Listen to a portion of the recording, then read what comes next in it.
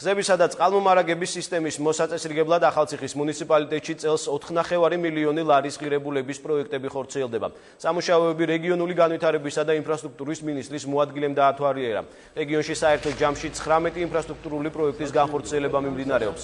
მათ ფარგლებში დაიგება 3 კილომეტრამდე გზა, მოგვარდება სასმელი წყლის სანიაღვრე და კანალიზაციის პრობლემები.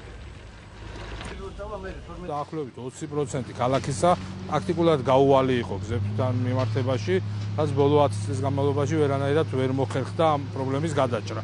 ამიტომ ჩვენ გადავწყვიტეთ და თვითმმართველობასთან ერთად მთლიანად ეს უბანი დაახლოებით 2 კილომეტრზე მეტი შიდა გზები იგება და უკვე ამ მხრივ გადაჭრილი იქნება ქალაქში ძირითადი პრობლემა გზებთან დაკავშირებით. ქუჩების მთელი რიგი კომპლექსი აქ არ არის რამოდენიმე ერთი ქუჩა და ორი ქუჩა, არის მთელი რიგი კომპლექსი, რომლებიც აგერ მოსახლეობასაც რომ დაელაპარაკოთ, დაგიმტკიცებენ, რომ ეს წლების მანძილზე არ იყო აქ არანაირი ასფალტი და წლევანდელი წელს ჩაისვა ამ ქუჩების რეაბილიტაცია. მოგვარებული აქვს ამ ქუჩებზე აგრეთვე წყლის და კანალიზაციის სისტემები. იყო გაუვალი გზა, ვერ იტყოდი რომ ეს ქალაქის გზა იყო, სოფლის გზასაც კი არ გავდა, პატარა წვიმები და ფაქტურად გუბურები დგებოდა, ისეთ საშინელი მოძრაობა შეუძლებელი იყო. ვერც ფეხით მოსიარულეებისთვის იყო და არც ავტოტრანსპორტი არ მოძრაობდა ისე შესაბამისად.